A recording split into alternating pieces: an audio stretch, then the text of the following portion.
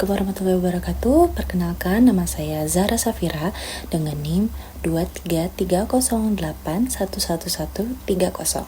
Kelas D Program Studi Administrasi Bisnis. Pada kesempatan kali ini, saya akan menjelaskan mengenai jenis-jenis budaya organisasi menurut para ahli.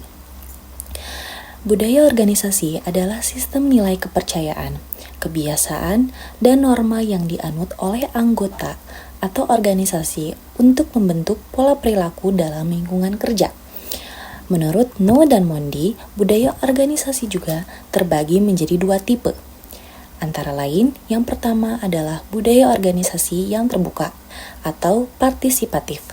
Budaya organisasi yang terbuka atau partisipatif ditandai dengan adanya pencapaian atau tujuan yang lebih tinggi dan rasa saling percaya pada bawahan atau anggota organisasi. Budaya organisasi yang terbuka dan partisipatif juga memiliki sifat komunikasi yang lebih terbuka, kepemimpinan yang suportif dan perhatian, penyelesaian masalah bersama, otonomi pekerja, serta berbagai segala informasi.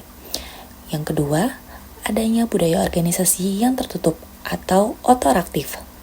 Budaya organisasi yang tertutup dan otoraktif ditandai dengan adanya pencapaian tujuan yang lebih tinggi, tetapi tidak didukung dengan rasa saling percaya. Maksudnya, pencapaian tujuan dari organisasi ini lebih dipaksakan oleh pemimpin ke anggotanya. Bahkan, budaya organisasi yang tertutup ini juga memiliki sifat kepemimpinan dengan otoraksi yang kuat. Selanjutnya, menurut Charles Handy mengemukakan 4 jenis budaya organisasi. Yang pertama, adanya budaya kekuasaan atau power culture, berpusat pada satu orang atau kelompok kecil yang memegang kekuasaan. Keputusan dibuat oleh pemimpin utama. Budaya peran atau role culture, menekankan struktur, aturan, dan tanggung jawab formal. Organisasi berbasis hierarki dan prosedur. Budaya tugas atau task culture, berorientasi pada penyelesaian tugas. Tim kerja dibentuk untuk mencapai target tertentu. Budaya orang atau person culture, berpusat pada individu. Organisasi memberikan kebebasan dan prioritas pada kebutuhan pribadi anggota. Selanjutnya, menurut Edgar H. Schein.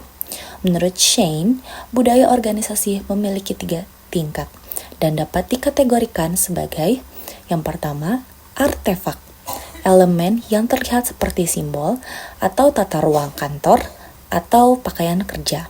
Nilai yang diadopsi atau espoused value, nilai atau prinsip yang secara sadar diakui organisasi. Asumsi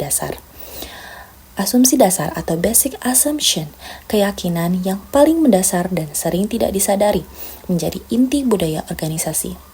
Selanjutnya, menurut Robert A. Quinn dan Kim S. Cameron, competing value atau framework. Quinn dan Cameron mengidentifikasi 4 jenis budaya organisasi berdasarkan 2 dimensi utama, fleksibilitas versus stabilitas, dan fokus internal versus eksternal. Budaya klan atau clan culture berorientasi pada kolaborasi, hubungan kekeluargaan, dan keterlibatan karyawan. Budaya adoraksi atau adoraksi culture berfokus pada inovasi, kreativitas, dan adaptasi cepat.